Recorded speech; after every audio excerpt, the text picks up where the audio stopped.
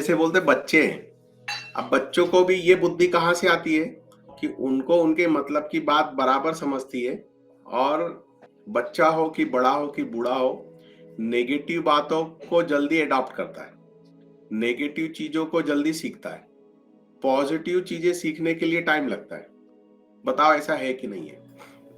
अगर मैं कहूंगा कि फलानी जगह जो है भगवान प्रकट हुए, या वो व्यक्ति तो महात्मा है, वो व्यक्ति तो देव के समान है, देव का अवतार है, तो कोई भी तुरंत विश्वास नहीं करेगा, उसको कसौटी चाहिए। वो बोलेगा ऐसा हो ही नहीं सकता, आज के जमाने में भगवान ऐसे कहीं प्रकट होते क्या? कहा कि वो व्यक्ति बहुत ईमानदार है, हो ही नहीं सकता, कोई भी दूध का धुला तो है ही नहीं। क्या बोलेंगे? आज के जमाने में कोई भी दूध का धुला नहीं है, वो ईमानदार है, वो शरीफ है, अच्छा इंसान है, ऐसा कोई अगर कहेगा ना तो हम तुरंत उसकी बात काट करके क्या बोलेंगे? हो ही नहीं सकता ऐसा। फिर 10 सबूत दो, प्रूफ दो, उदाहरण दो, तब जाकर के 90% वो विश्वास करेगा, तो भी 10% उसका डाउट रहेगा। लेकिन अगर कह दें कि वो है ना फलाने जो महात्मा है ना, बड़े जो टीवी में चल रहे थे आजकल, वो तो एक नंबर के चोर निकले, या वो फलाने आपके पड़ोस में है ना, वो तो बहुत बदमाश निकले, वो तो फ्रॉड निकले, वो तो रिश्वतखोर निकले, तो आप क्या बोलोगे? हाँ, मुझे तो पहले से ही पता था। वहां पे डाउट नहीं होगा, वहां पे आप ये नहीं बोलोगे कि आपके पास क्या सबूत है, वहां पे आप ये बोलोगे नहीं कि मुझे इसमें डाउट है, आप तुरंत विश्वास कर लोगे। आपको कोई प्रूफ की जरूरत नहीं है, कोई सबूत की जरूरत नहीं है। बोले फलाने को तो पुलिस उठा के ले गई, कोर्ट में केस चल रहा है, तो कोर्ट फैसला बाद में सुनाएगी, आप पहले ही सुना दोगे, उसको तो फांसी पे चढ़ा देना चाहिए, उसको तो खूब पिटाई करना चाहिए। तो ये दोनों बातों से क्या चीज समझ में आई कि ह्यूमन नेचर, बचपन से बच्चों को जो संस्कार शिक्षा देते हैं तो उसका स्वभाव कैसा हो जाता है? नेगेटिव बात पे बिना किसी सबूत के तुरंत विश्वास करना, मान लेना, और पॉजिटिव चीज के लिए खूब सारे सबूत मांगना। तो मेरे पास में एक फैमिली आती है हफ्ते में 2 बार। उनका एक छोटा सा नातू है, 4 साल का होगा वो, 4 साढ़े 4 साल का। तो जब वो आया तो प्रसाद वसाद देता हूँ उसको, थोड़ा लाड़ वाड़ करता हूँ। उसको कहा पढ़ाई वढ़ाई करते हो? बोले हाँ करता हूँ। स्कूल जाते हो? जाता हूँ। सारी बातें करता है। उसको बोला कि नाम जप करेगा तो तुझे बहुत कुछ मिलेगा। तो उसको मैंने बोला राधा राधा राधा राधा राधा राधा नाम जप करना चाहिए, करेगा? बोले हाँ। तो मैंने बोला मम्मी को परेशान करता है? तो बोले नहीं। तो उसकी मम्मी बोले बहुत परेशान करता है। तो मैंने बोला मम्मी को परेशान नहीं करना। बोले ठीक है। और आजी को खूब परेशान करना। क्या बोला मैंने? आजी को परेशान करना और मामा को परेशान करना, बाबा को परेशान नहीं करना, नाना को परेशान नहीं करना, और मम्मी को बिल्कुल परेशान नहीं करना। और नाम जप करेगा तो बहुत फायदा होगा तुझे, चॉकलेट मिलेगी, खिलौने मिलेंगे, सब मिलेगा। तो अब देखो, अब है कितना, 4 साढ़े 4 साल का बच्चा। 2 हफ्ते हो गए। अब 2 हफ्ते के बाद वो फिर आया, तो आजी भी साथ में आई, मम्मी भी आई, सब आए। उससे पूछा क्यों रे, आजी को परेशान करता है कि नहीं? तो आजी बोलती है अरे ये इतना परेशान करता है ना, पूछो मत, क्योंकि आपने बोल दिया उसको कि आजी को परेशान किया कर। और मम्मी को परेशान करता है? बोले नहीं, मम्मी को परेशान नहीं करता। क्या बोलता है घर में? स्वामी जी ने बोला है कि आजी को परेशान करना, तो तू चुप बैठ, मैं तुझे परेशान करूंगा क्योंकि स्वामी जी ने बोला है। फिर मैंने पूछा नाम जप कितना करता है? बोले वो नहीं करता है। तो जब मैंने 2 बातें कही, मैंने कहा कि नाम जप करना और मम्मी को परेशान नहीं करना, आजी को खूब परेशान करना, तो उसने बराबर आजी को परेशान करने वाली बात एडॉप्ट कर ली कि आजी को परेशान करना है आपने, स्वामी जी ने बोला है। अब स्वामी जी ने तो नाम जप भी बोला। अभी मेरे पास में प्रश्न आया था, म्यूट करके प्रश्न मैंने सुना। प्रश्न क्या था कि अगर हम ब्रह्म मुहूर्त में उठते हैं, सुबह 3 बजे उठते हैं, तो क्या बिना नहाए हम साधना कर सकते हैं?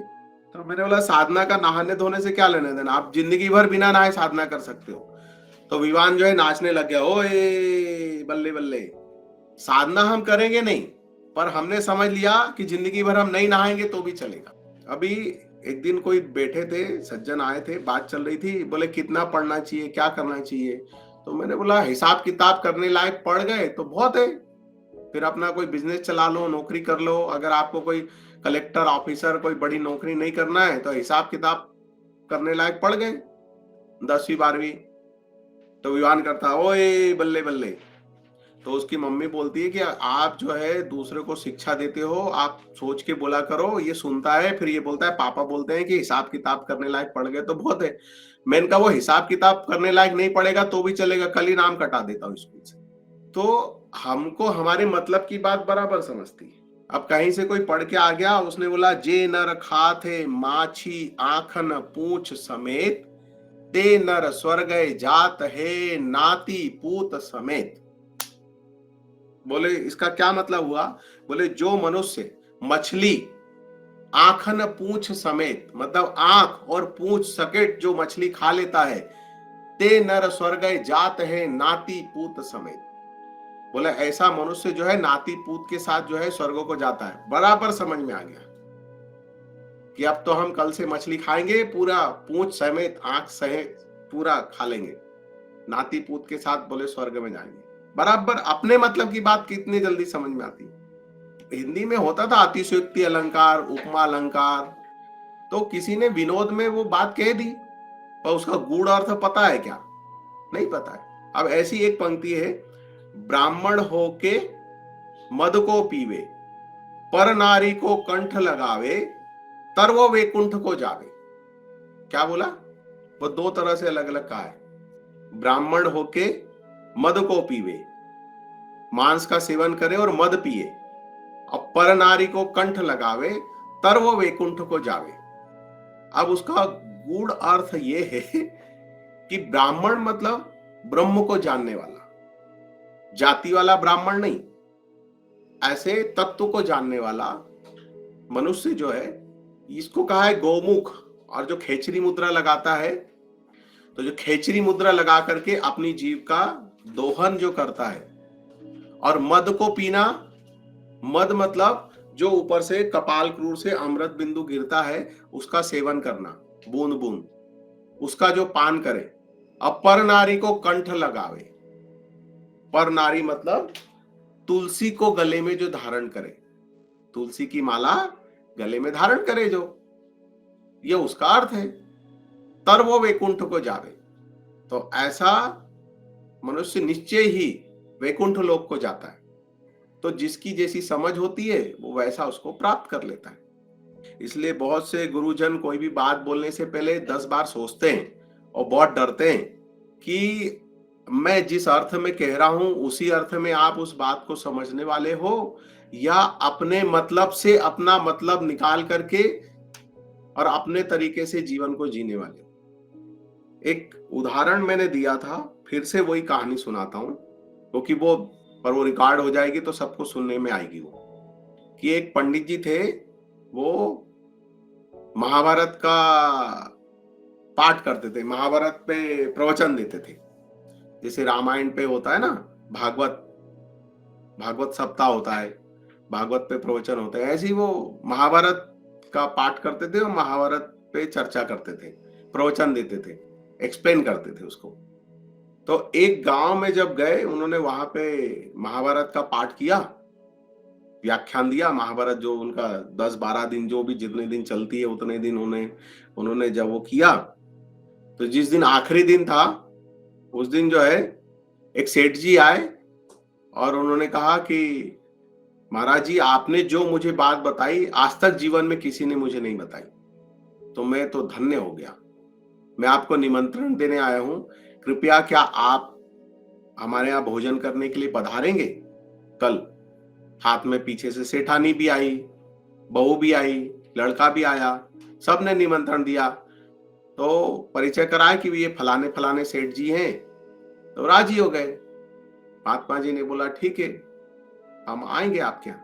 तो चले गए दूसरे दिन भोजन के लिए उनके यहाँ। तो क्या उनको भोजन करवाया है, बिल्कुल शुद्ध घी का बना हुआ 56 भोग, मतलब लगभग सभी चीजें थी। 56 भोग का मतलब सारे उसमें स्वादिष्ट पदार्थ जो सहज रूप से उपलब्ध नहीं होते, वो सब उन्होंने उपलब्ध करवाए और खूब प्रेम से उनको भोजन कराया। फिर एकांतिक वार्ता हुई। क्या हुई? एकांतिक वार्ता। वो एकांतिक वार्ता में पहले सेठ जी गए। सेठ जी गए, सेठ जी ने उनको प्रणाम किया दंडवत होकर के, और इतनी मोटी नोट की गड्डी जो है उनको ऐसी रखी और कहा कि भगवान आपकी कृपा से मैं बहुत बड़े दुविधा से बाहर आ गया, धर्म संकट से बाहर आ गया। आप नहीं होते तो मेरा जीवन ऐसी दुविधा में गुजरता। बड़ी आपकी कृपा हुई, मैं दुविधा से बाहर आ गया। ये दक्षिणा। अब वो महात्मा जी बोले, मैंने अब मेरा जीवन गुजर गया महाभारत पे सत्संग करते हुए, महाभारत पे प्रवचन करते हुए, महाभारत सुनाते हुए, आज तक कभी किसी ने मुझे इतने सारे नोट नहीं दिए। तो उन्होंने सेठ जी से पूछा कि ऐसा आपको क्या समझ में आया? नहीं नहीं, वो आप मत पूछिए। प्रणाम करके वो चले गए। फिर पीछे से सेठानी आई। सेठानी ने भी खूब सारे नोट दिए उनको, गड्डी दी नोटों की, और बोला धन्य, बड़ी कृपा आपकी, मेरा तो जीवन ही बदल गया। फिर बहू आई। बहू भी चुपचाप से खूब सारे पैसे लाई, दे दिए, गहने वहने दे दिए। फिर लड़का आया। लड़के ने भी जो है खूब सारा धन दे दिया कि बड़ी कृपा हुई, मुझे तो बहुत बड़ी शिक्षा मिली, आज तक मुझे जो कोई ज्ञान नहीं दे सकता था वो आपने दिया। अब ये महात्मा जी सोच में पड़ गए, ऐसा क्या मिल गया इनको? मैं तो कितने गांव में, इतनी जगह मैंने महाभारत सुनाई, कहीं ऐसी कोई घटना नहीं घटी, तो पता तो करना चाहिए। तो महात्मा जी ने सेठ जी को बुलाया, नहीं आप मुझे बताओ, नहीं तो मैं ये धन नहीं लूंगा। तो सेठ जी बोले कि ऐसा है महात्मा जी, आपके प्रवचन से वो जो ज्ञान मिला है वो मुझे नहीं लगता कि कोई और दे सकता था। बोले क्या ज्ञान मिला आपको? बोले जब आपने सुनाया कि उसमें कौरव थे और पांडव थे, तो पांडु जो है वो अपना राजपाट जो है धृतराष्ट्र को संभालने के लिए दिया उन्होंने, और बाद में धृतराष्ट्र ने वो राजपाट देने से मना कर दिया क्योंकि वो ही संभाल रहे थे उनके बच्चों को, पांडु के। तो बोले ऐसी मेरा जो है बड़ा भाई जो है, बहुत सारी जो है खेती की जमीन है और उसका ये बंगला है, वो सब मुझे देखभाल करने के लिए दे करके विदेश चला गया है। तो मैं कई वर्षों से उसकी ये जमीन की देखभाल कर रहा हूं, उसमें खेती उगा रहा हूं, संभाल रहा हूं, बंगले की देखभाल कर रहा हूं, बहुत वर्ष हो गए। अब उसके बच्चे हो गए हैं, तो वो बच्चे विदेश से आ करके और वो अपनी जगह मांग रहे हैं कि हम आने वाले हैं और वो हमारे पिताजी की जो जगह है वो हम बेच करके वापस जाएंगे। तो जब मैंने देखा कि हमारे पूर्वज जब उन्होंने देने से मना कर दिया क्योंकि वो संभाल रहे थे, तो उनकी हो गई, सही बात है। तो मैं भी इतने वर्षों से खेती संभाल रहा हूँ, खेती कर रहा हूँ, तो वो संभालते संभालते अभी वो मेरी हो गई। तो बोले फिर अब मैं नहीं दूंगा। अभी मेरी वो शंका दूर हो गई। पहले मैं सोचता था कि देना चाहिए कुछ थोड़ा बहुत, लेकिन अभी सब क्लियर हो गया। फिर सेठानी आई पीछे से। सेठानी से पूछा कि आप बताओ, आपको क्या ज्ञान मिला?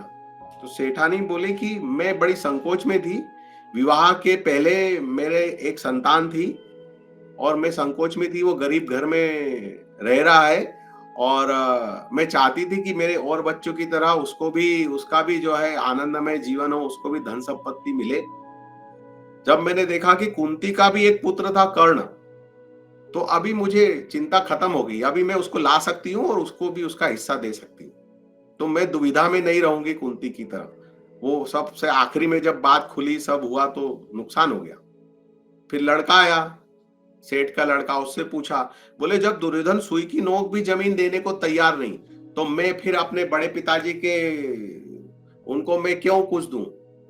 मैं भी कुछ नहीं दूंगा। फैक्ट्री में उनका कोई हिस्सा नहीं है, बंगले में कोई हिस्सा नहीं है, जमीन में कोई हिस्सा नहीं है, मैं भी उनको सुई की नोक पे बराबर भी नहीं दूंगा। फिर पीछे से बहू आई, बहू से पूछ लिया।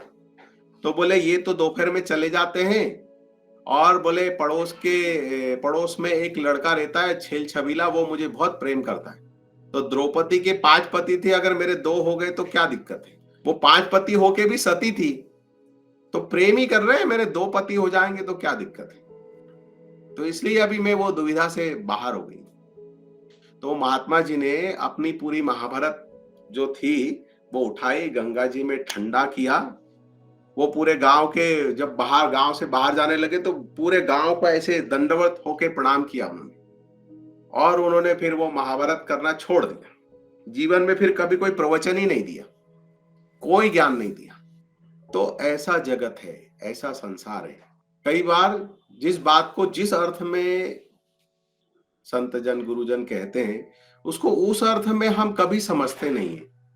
हम हमेशा अपने ही अर्थों में उसका अर्थ लगाते हैं, क्योंकि हमारी बुद्धि जिस तरह से डेवलप हुई है ना, उल्टा चश्मा लगा लगा के, उल्टी दूरबीन से देख देख के, तो हम वैसी चीजों का मतलब लगाते हैं और या तो विक्षिप्त होते हैं या अपनी ही बनाई दुनिया में आनंदित होते रहते हैं। ज्ञान कभी भी किसी को पथभ्रष्ट नहीं करता, ज्ञान कभी भी किसी को विक्षिप्त नहीं बनाता। अगर हम विक्षिप्त हो रहे हैं तो हमारी मूर्खता, हमारी मूर्खता के कारण। अब जैसे वो बच्चे को कहा कि आजी को परेशान करना हो, तो जस्ट उदाहरण है, एक नाम जप भी कहा तो नाम जप नहीं करेगा, लेकिन आजी को परेशान करना वो याद है कि स्वामी जी ने बोला था आजी को परेशान करना। उल्टी चीजें हम जल्दी पकड़ते हैं, और आध्यात्म तो एक ऐसी चीज है कि उल्टी को भी सीधी बना दे। हमको पता नहीं है और हम सीधी चीजों को भी उल्टे तरीके से पकड़ते हैं। उल्टे को सीधा, उल्टे जीवन को सीधा करना तो बहुत दूर की बात है। हाँ, जो बची खुची जो सीधी चीजें हैं उनको भी हम उल्टा जरूर कर देते हैं। ऊट पटांग काम करके, नकल मार के, किसी का देख करके वैसी हम चीजें करने लग जाते हैं और कहते हैं हमको सिद्धि मिल जाएगी। वो कहते थे बहुत अच्छे तरीके से, अनर्बुद्ध में होय सिद्ध तो कभी न कीजिए अनर्बुद्ध। अनर्बुद्ध में होय सिद्ध तो कभी न कीजिए अनर्बुद्ध। अनर्बुद्ध मतलब मूर्खता भरा जीवन जी करके, मूर्खता भरा काम करके अगर तुमको कोई सिद्धि भी प्राप्त होती हो, तो भी ऐसे मूर्खता भरे काम मत करो। किसी की नकल मत करो। नकल करके कोई सिद्ध नहीं होता है, बल्कि मुसीबत जरूर आप गले लगा लोगे। अब पहले तो बड़े ड्रामे होते थे, अब ऐसा होता है कि नहीं होता है? पहले वो देवी एवी आती थी किसी के शरीर में, आपको पता है? औलिया संत है मिर्ची बाबा, मध्य प्रदेश में, और उनके शैतान सब शिष्य लोग एक नंबर के शैतान। और वो शुरू शुरू में मस्ती के मूड में रहते थे। कोई उनके पास खबर लेके आए कि फलाने व्यक्ति को बोले देवी माँ आती है और बोले वो ऐसा चमत्कार देती है, ऐसा चमत्कार दिखाती है। तो वो क्या होता था कि वो जिनके शरीर में वो देवी आती थी, उनके 4-5 चेले चपाटी बैठे रहते थे और ऐसे वो हिलते डुलते थे खूब, ऐसे ऐसे आ ऊ करते थे। और फिर उसमें से वो बोलते थे माता माए की जय, माता माए की जय। और उसमें बीच में जो है एक उनका चेला जो है एक कपूर जला करके यूं देता था और ऐसे गद्दी पे रखते थे कपूर जला के, और फट से वो माता माए कपूर मुंह में रख के मुंह बंद करती थी तो कपूर बुझ जाता था। मतलब वो जलता हुआ कपूर माता जी खा लेती तो लोगों को और जोश आता था और भाव आता था देख करके। तो मिर्ची बाबा को पता चला तो मिर्ची बाबा अपने 4-5 बदमाश शिष्यों को लेकर के पहुंच गए वहां पे, चलो हम भी चलते हैं देखते हैं। अब वो गए वहां पे, जैसे उनका हिलना डुलना ऐसे ऐसे ऐसे सब चालू हुआ और फिर जैसे एकदम जयकारा लगाया, एकदम बोलो माता माए की जय ऐसे बोला, और वो उनका चेला कपूर जला के माता माए के हाथ पे रखने लगा। तो वो मिर्ची बाबा ने वो कपूर छुड़ाया और कुर्ते के जेब में से इतना बड़ा कपूर दे दिया उसके हाथ में, और माता माए की जय, माता माए की जय।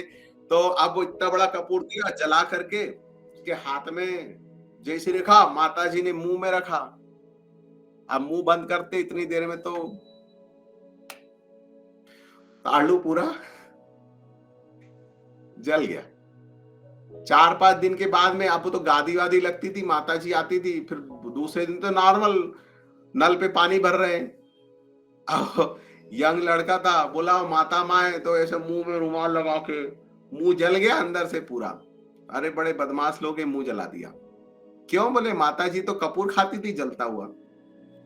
तो कहानी सुनाने का मतलब ये है कि ये सब ड्रामा करना आध्यात्म का ड्रामा नहीं हो सकता है। जैसे पैसे का स्वांग नहीं हो सकता है, उसी तरह आध्यात्म का, प्रेम का स्वांग थोड़ी होता है।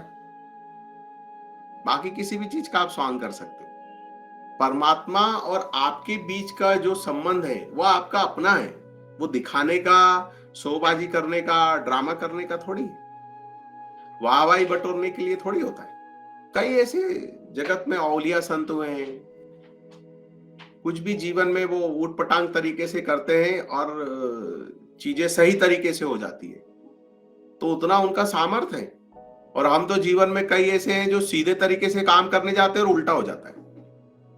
क्या बोलते हैं, हम तो अच्छे ही करने गए थे, उल्टा हो गया। क्यों है? क्योंकि उसमें मैं बुद्धि है, उसमें अहम बुद्धि है, उसमें व्यक्तिवादिता है। और जो औलिया संत है वो तो है ही नहीं, वो खुद तो है ही नहीं, उनमें उनका मैं कहाँ है? सब कुछ परमात्मा करता है, परमात्मा द्वारा किया जा रहा है। वो परमात्मा के साथ एकाकार हो करके जब वो कुछ भी काम करते हैं तो वो उल्टा पुल्टा सुल्टा कैसा भी होता, उसका फल सीधा है। लेकिन हम जो कुछ भी करते हैं उसमें हमारा मैं जुड़ा होता है, हमारा अहम जुड़ा होता है, हमारा मान अपमान उसमें जुड़ा होता है। तो इसलिए हम कई बार सीधा करने जाते हैं और चीजें उल्टी हो जाती है। क्यों जाती है? जिसका जितना ज्यादा अहम भाव होगा, मैं करता हूं इस भाव से अगर आप करोगे, आप अच्छा भी करने जाओगे तो आपको बाद में बुरा ही सुनने को मिलेगा। हम सुनते हैं ना जीवन में, हम तो सबका भला करते हैं, फिर भी हमको बुरा ही सुनने को मिलता है। क्यों मिलता है? हम भला करते मतलब मैं भला करता हूं, ये मैं। तो ये जो मैं जिसके अंदर आता है ना, जो मैं करता है, उसका किया हुआ उसको उल्टा फल देता है। और जो निमित्त बन करके कार्य करता है, उसके उल्टे काम भी सीधे हो जाते हैं, उसको कर्म का दोष नहीं लगता। नहीं तो सीधे कर्म करने वाले को भी कर्म का दोष लग जाता है, कर्म बंधन में फंस जाता है। अच्छा, बात समझ में आई ना? मैंने सीधे तरीके से बताई बिल्कुल। तो हमको हमारे स्वभाव में परिवर्तन करने की जरूरत है। मैं को बाजू में रख करके निमित्त बन करके जीवन में काम करें। पत्नी निमित्त, मां निमित्त, मित्र निमित्त, जो भी रोल मिला है वो निमित्त रोल मिला है। और हम अगर वही बन जाएंगे तो फिर तकलीफ हो जाएगी। मिर्ची बाबा की एक और जबरदस्त घटना कहानी है, वो नेक्स्ट सेशन में सुनाऊंगा मैं। औलिया संत है वो। ऐसे तो लोग तो उनके पास जाते ही नहीं है, महिलाएं तो बिल्कुल नहीं जाती, क्योंकि वो बहुत माँ बहन की गालियां देते हैं। लोग तो वैसे ही दूर डर के रहते हैं। जो उनको जानते हैं, जो समझते हैं, वही पास में रहते हैं, नहीं तो कोई पहचानता ही नहीं हो कि वो कोई संत वंत है। पैंट शर्ट कुर्ता वुर्ता ऐसे पहन के, दाढ़ी वाड़ी पड़ी हुई है, ब्राह्मण है, दिखाई देते हैं वो मुल्ला जैसे, और है वो ब्राह्मण, और खूब गाली गलौज करते हैं। किसी का कुछ कोई आशीर्वाद भी देना है तो गाली गलौज से ही देते हैं। तो औलिया संतों की कहानी बड़ी विचित्र होती है। शंकर महाराज औलिया थे, पूना में है ना। चिले महाराज औलिया संतों की गिनती में, उनकी औलिया संतों में उनकी गिनती होती है। चिले महाराज, शंकर महाराज,